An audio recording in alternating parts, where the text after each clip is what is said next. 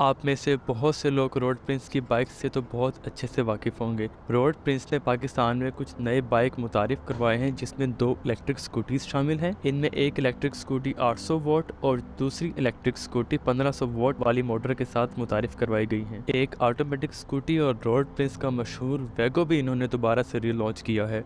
आज हम जिस बाइक का रिव्यू करने जा रहे हैं वो जियोस इलेक्ट्रिक स्कूटी है जो कि 1500 वॉट मोटर के साथ आती है। जल्दी से हम इसकी स्पेसिफिकेशंस के बारे में बात कर लेते हैं। इसमें 72 वोल्ट और 1500 वॉट की मोटर आती है। तकरीबन 60 से 65 किलोमीटर तक की टॉप स्पीड आपको इस बाइक पे मिलती है और इस बाइक की जो रेंज है वो 50 से 60 किलोमीटर है, यानी आप एक चार्ज में इसको 50 से 60 किलोमीटर के अंदर चला सकते हैं। इस बाइक में आपको फ्रंट पे डिस्क ब्रेक और बैक पर ड्रम ब्रेक मिलेगी। ये तो थी इस बाइक की स्पेसिफिकेशन। अब हम इस बाइक की डिज़ाइन की तरफ चलते हैं जो कि मुझे बहुत पसंद आया है। फ्रंट पर एक बहुत खूबसूरत रिम है जो कि क्रोम और ब्लैक डिज़ाइन में है। इलेक्ट्रिक स्कूटीज़ के पिछले रिम के अंदर इलेक्ट्रिक मोटर होती है जो कि रिम को घुमाती है और जिससे ये इलेक्ट्रिक बाइक चलता है। सबसे मज़े की बात ये होती है कि इसमें किसी किस्म की शाफ्ट, बेल्ट या चेन नहीं होती। एक यही वजह है कि ये बाइक मेंटेनेंस लेस होता है और आपको इसमें किसी भी किस्म का काम करवाने की ज़रूरत नहीं पड़ती। इस स्कूटी के फ्रंट पे जो ब्लैक प्लेट्स लगी हुई है वो मुझे तो बहुत अच्छी लग रही है। इस बाइक के अगर फ्रंट डिज़ाइन की बात करें तो फ्रंट बिल्कुल प्लेन है, उस पर जस्ट 2 लाइंस के अलावा और कुछ भी नहीं है। आपने जस्ट यहाँ इस बाइक पे जो निशान लगे हुए हैं उनको आपने इग्नोर करना है क्योंकि इस बाइक के अभी अभी कवर उतारे गए हैं जिसके वो निशान वहाँ मौजूद हैं। जब आप ये बाइक लेंगे तो आपको ये बाइक बिल्कुल फ्रेश मिलेगा। हम इस इलेक्ट्रिक बाइक का अगर दूसरे चाइनीज़ इलेक्ट्रिक बाइक से कंपेयर करें, ये मॉडल अपनी हाइट में और अपनी लेंथ में ज़्यादा है। इसमें पैसेंजर सीट के लिए पीछे बैक रेस्ट भी दिया गया है जो कि बहुत नरम है। इसके साथ अगर आप इसकी सीट देखेंगे तो ये भी काफ़ी नरम है और चौड़ाई में भी काफ़ी अच्छी है, बैठने में भी कंफर्टेबल है। अब हम इसकी बैक टेल लाइट की तरफ चलते हैं और अगर आप इसे गौर से देखें तो आपको ऐसा लगता है कि ये फोर्ड की मस्टैंग से इंस्पायर्ड है। यहाँ जो मडगार्ड लगा हुआ है वो टेल लाइट के डिज़ाइन से बहुत मिलता जुलता है। अब थोड़ी सी बात हो जाए इसके मीटर के बारे में। इसका स्पीडोमीटर तो बहुत खूबसूरत है और आपको स्टार्ट में ऐसा लगेगा जैसे कि किसी ने कोई टैबलेट आपके सामने रखा हुआ है। इसका स्पीडोमीटर टच तो सपोर्ट नहीं करता, अलबत्ता ये आपको स्पीड के बारे में इंफॉर्मेशन देगा, आपको बैटरी के बारे में इंफॉर्मेशन देगा। इसमें ट्रिप मीटर भी मौजूद है कि आपने कितने किलोमीटर्स किए हैं बाइक पे, और उसके अलावा इस पे मोड्स आप जान सकते हैं। 1, 2, 3 इसके मोड्स हैं, वो इन्फॉर्मेशन इसके ऊपर आपको मिलेगी। और इसके साथ साथ ब्रेक दबाने पर भी इस पे एक रेड एलईडी ब्लिंक करती है। अब हम इस बाइक के फीचर्स के बारे में बात करेंगे। सबसे पहले हम चाबी लगा लें और बाइक को एक दफ़ा ऑन कर लेते हैं। इलेक्ट्रिक बाइक में जैसे ही आप स्विच ऑन करते हैं बाइक रेडी टू स्टार्ट होता है। आपने बस बाइक को रेस देनी है और बाइक चल पड़ता है। अब हम देखते हैं कि राइडर के पास क्या कुछ अवेलेबल है। इस बटन को दबाने से day time running light on हो जाती है और इसको एक दफ़ा और आगे करने से इसकी हेडलाइट ऑन हो जाती है।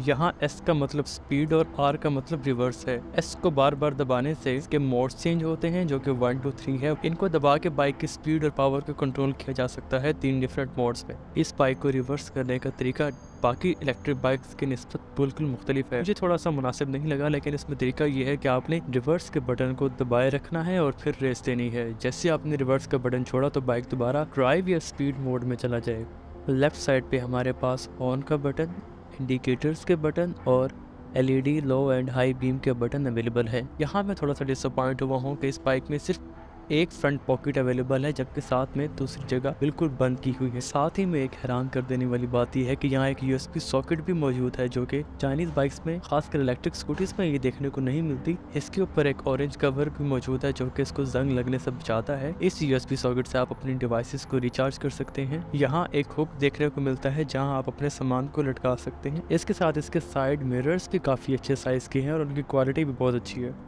यहाँ एक और अच्छी बात ये देखने में आती है कि इस स्कूटी का फ्लोर बिल्कुल फ्लैट है। यहाँ आपके पाँव बहुत आसानी से रखे जा सकते हैं और इसके साथ आप सामान भी रख सकते हैं। ये वो जगह है जहाँ इस स्कूटी के चार्जर को लगा के इसको चार्ज किया जाता है। देखा जा सकता है कि इसके ऊपर एक सेफ्टी क्लिप भी दिया गया है। बाकी तमाम स्कूटीज़ में ये जगह होती है बैक पैसेंजर के पाँव रखने की, लेकिन इसका सबसे बड़ा मसला ये होता है कि यहाँ पैसेंजर का पाँव बार बार स्लिप होता है और ये जगह बहुत छोटी होती है। रोड प्रेस ने अलग से फुटरेस्ट देकर ये मसला बिल्कुल हल कर दिया है। पैसेंजर अब इस पे अपना आसानी से पाँव रख सकता है और ये फुटरेस्ट बंद भी हो जाते हैं।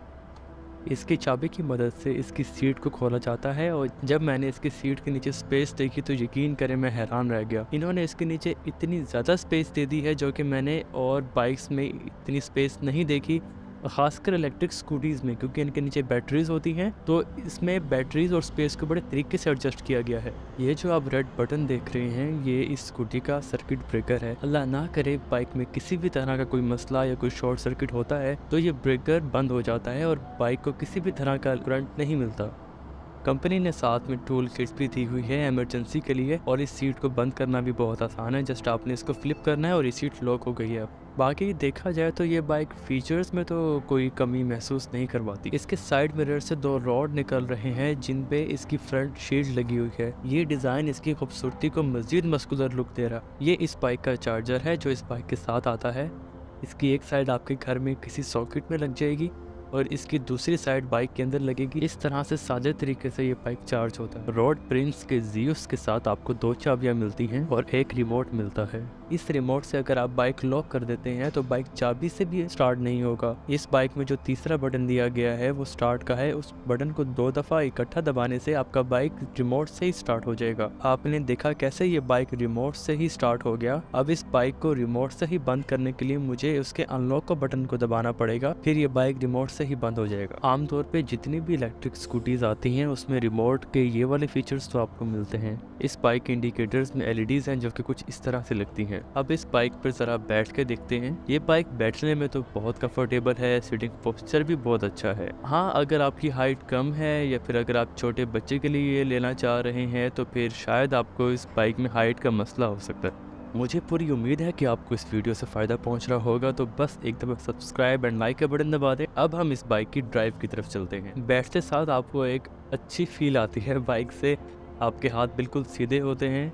कोई चौड़ाई में बाइक ज़्यादा नहीं है तो आपको बड़ा स्ट्रेट फील होता है बाइक पे। ड्राइव बिल्कुल स्मूथ है, किसी तरह की आवाज़ नहीं है। इलेक्ट्रिक मोटर की आवाज़ भी कुछ ज़्यादा नहीं है। आमतौर पे इन स्कूटीज़ की सस्पेंशन का साइज़ बहुत छोटा होता है और बहुत सॉफ्ट होती है, तो बिल्कुल ही वैसा मुझे इस पे लगा। 1500 वॉट मोटर के हिसाब से मुझे इसकी पावर में कोई कमी महसूस नहीं हुई। जब आप इसको इनिशियल रेस देते हैं तो उस टाइम पे बाइक अच्छी स्पीड पकड़ लेता है। आपको इनिशियल बाइक स्लो महसूस नहीं होता, और यही तो इलेक्ट्रिक की खासियत। अच्छा, मैं इस तरह का राइडर हूँ कि मैं ब्रेक्स को बहुत ज़्यादा हार्ड इस्तेमाल करता हूँ, तो मुझे इस हिसाब से बाइक बड़ा अच्छा लगा। इस बाइक की ब्रेकिंग बहुत अच्छी है।